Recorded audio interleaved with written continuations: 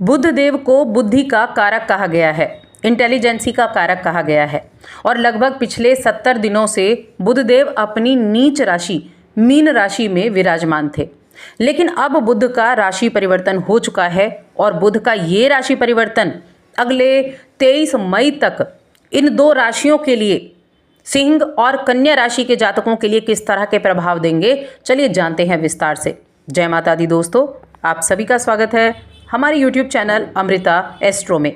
और आज की इस वीडियो में मैं बात करने वाली हूँ बुध के राशि परिवर्तन के प्रभाव के बारे में कि सिंह राशि और कन्या राशि के लोगों के जीवन पर किस तरह से अगली 23 मई तक यानी इस 23 मई तक क्या प्रभाव होने वाला है। तो देखिए, बुध को जैसे कि मैंने कहा बहुत तेज गति से चलने वाले ग्रह हैं, लेकिन पिछले 70 दिनों से एक ही राशि में मीन राशि अपनी नीच राशि में विराजमान थे। साथ में राहु भी थे, साथ में शनि भी थे, शुक्र भी थे। तो इस तरह से उनकी युति थी। अब नीच के होने के कारण व्यापार पर उसका इफेक्ट पड़ा, शेयर मार्केट पर पड़ा, साथ में कम्युनिकेशन पर उसका इफेक्ट पड़ा, तो शिक्षा पर भी, सबसे ज़्यादा शिक्षा पर भी। लेकिन अब बुध का राशि परिवर्तन हो चुका है और बुध का ये राशि परिवर्तन मेष राशि में 7 मई को हुआ है। मेष राशि में बुध का आना 23 मई तक वहाँ रहना, 23 मई को फिर से उनका राशि परिवर्तन होगा और वो वृषभ राशि में आ जाएंगे। लेकिन 23 मई तक ये क्या रिजल्ट देने वाले हैं, क्योंकि बुध जब राशि बदलते हैं तो राशि बदलते ही अपने प्रभाव देने शुरू कर देते हैं, क्योंकि उतने ही टाइम पीरियड में उनको उस घर से रिलेटेड प्रभाव देने हैं। तो अब ये किस तरह के प्रभाव आपको देंगे, चलिए विस्तार से जान लेते हैं। आगे बढ़ने से पहले एक छोटा सा निवेदन है, चैनल पर पहली बार आए हैं, अभी तक चैनल को सब्सक्राइब नहीं किया है तो सब्सक्राइब ज़रूर कर लें। पहले मैं बात करती हूँ सिंह राशि के जो जातकों के लिए ये गोचर कैसा रहेगा। तो देखिए, सिंह राशि के लोगों के लिए अगर देखा जाए तो उनके धन भाव के स्वामी हैं बुधदेव, 11वें भाव लाभ भाव के स्वामी हैं, यानी कि धन और लाभ के स्वामी का मेष राशि में जाना, आपके भाग्य भाव में जाना बहुत ही उत्तम रिजल्ट देने वाला है। ऊपर से यहाँ अच्छी चीज़ क्या है कि सूर्यदेव भी यहाँ विराजमान है जो उच्च के होकर बैठे हैं, तो बुधादित्य राजयोग भी बनेगा 14 मई तक। उसके बाद सूर्य का राशि परिवर्तन हो जाएगा। अब ये आपको बुध आपके लिए एकमात्र वो ग्रह है जो आपको वित्तीय लाभ दे सकता है, हर तरह के अवसर दे सकता है और हर तरह के लाभ भी आपको दे सकता है। नवम भाव को जब धन और लाभ का भाव प्रभावित करेगा तो भाग्य, धन और लाभ ये तीनों चीज़ें ऐसे कॉमन हो जाएंगी। तो अब क्या होगा, इस समय आपका मन नए आइडियाज़ में रहेगा, नए आइडियाज़ आपके अंदर होंगे, कुछ नया सीखने की प्रवृत्ति आपकी होगी। आपकी सोच जो है, अपनी सोच को आप चुनौती देने को तैयार रहेंगे, ऐसी स्थिति आपकी रहने वाली है। बड़े बड़े विषय पर चर्चा करना, धर्म से जुड़ी हुई चर्चा, संस्कृति से जुड़ी हुई चर्चा, क्योंकि क्या चीज़ यहाँ पर आ गई, भाग्य भाव जो धर्म से जुड़ा भाव है जहाँ पर बुध आए हैं।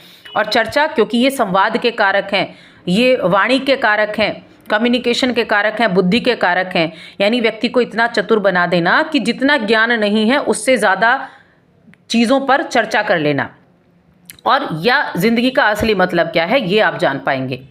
अगर आप पढ़ाई करें, आप एक स्टूडेंट हैं या आप कोई कोर्स शुरू करना चाहते हैं, कुछ पढ़ना चाहते हैं, या आप किसी यात्रा की प्लानिंग कर रहे हैं, तो यकीन मानिए ये समय आपके लिए बहुत बढ़िया साबित होने वाला है।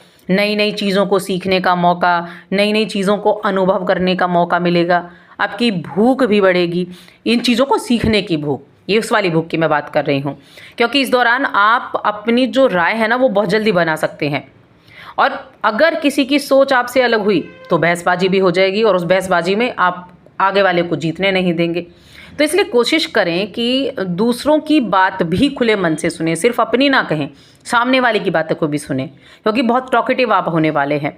सीखने की चाह बहुत ज़्यादा रहेगी, बहुत अधिक सीखने की चाह आपके लिए रहेगी, लेकिन धैर्य से, खुलेपन से आपको इन चीज़ों को ग्रहण करना होगा। इस चीज़ का ध्यान आपको रखना है।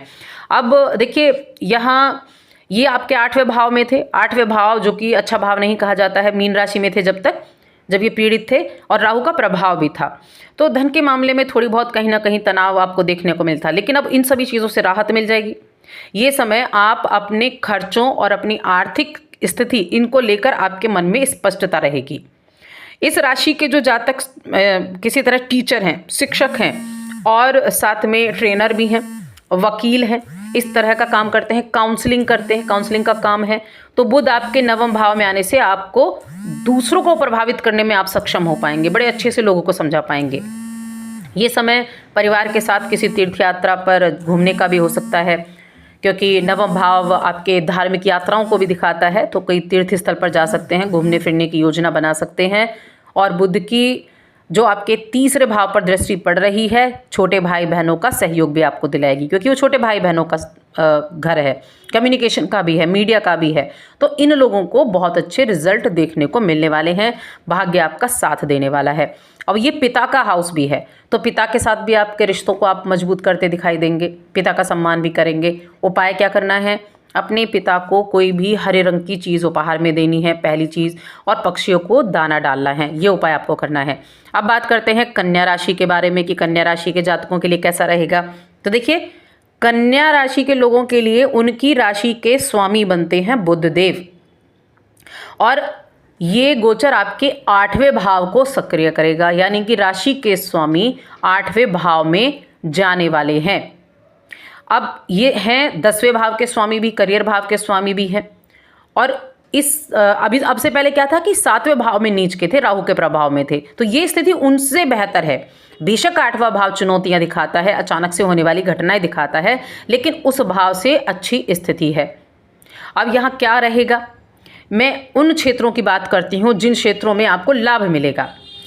जातक आप अगर इंश्योरेंस के काम से हैं, साइकोलॉजी के काम से हैं, कोई थेरेपी वगैरह करते हैं, कोई गूढ़ विज्ञान, रहस्य विज्ञान, ज्योतिष, ऑकल्ट, रेकी, इस तरह के काम से हैं, कोई रिसर्च से जुड़ा हुआ काम करते हैं, किसी खोज को आप कर रहे हैं, यानी रिसर्चर हैं, वैज्ञानिक खोज है, ऐसे क्षेत्रों में काम कर रहे हैं, डाटा से जुड़ा काम कर रहे हैं, इंटरनेट से जुड़ा काम कर रहे हैं, इन लोगों को यकीन मानिए बहुत अच्छे रिजल्ट देखने को मिलेंगे, क्योंकि मेष राशि में बुध का आना इन सभी लोगों के लिए बेहद लाभकारी सिद्ध होगा।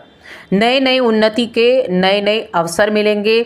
इस दौरान बस अपना थोड़ा सा व्यवहार पर नज़र रखनी है, क्योंकि दूसरे भाव पर दृष्टि रहेगी जो कि वाणी का भाव है, तो वाणी थोड़ी सी आक्रामक हो सकती है, जिसकी वजह से अचानक से ज़िंदगी में बदलाव आ सकते हैं, इसीलिए इस पर ध्यान रखें। लेकिन यह दूसरे पर दृष्टि और क्या करेगी, बचत कर पाएगी, क्योंकि दूसरा भाव संचित धन का है, तो आप अपने बचत में वृद्धि कर पाएंगे।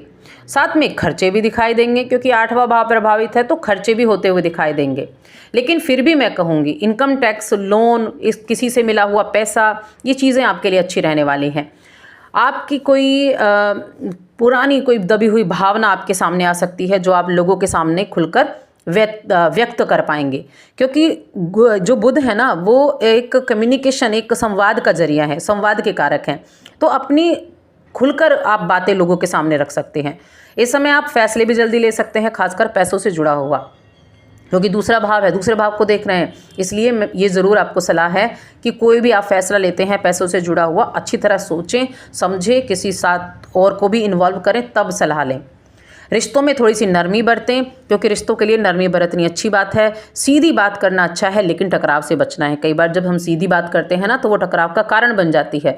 सत्य बोलना कई बार टकराव का कारण बन जाता है, दुख का कारण बन जाता है, तो उन चीज़ों पर थोड़ा ध्यान रखना है। अब बात करते हैं उपाय की। उपाय क्या कर सकते हैं? बुधवार को आप एक तो हरी चीज़ का दान करें, या तो मूंग की दाल का दान कर सकते हैं, या किन्नरों को कुछ चीज़ दान कर सकते हैं, हरे रंग की कोई भी दान कर सकते हैं और उनका आशीर्वाद ग्रहण करें। बस ये उपाय करना है। और हमारी वीडियो आपको कैसी लगी है कमेंट करके ज़रूर बताएं।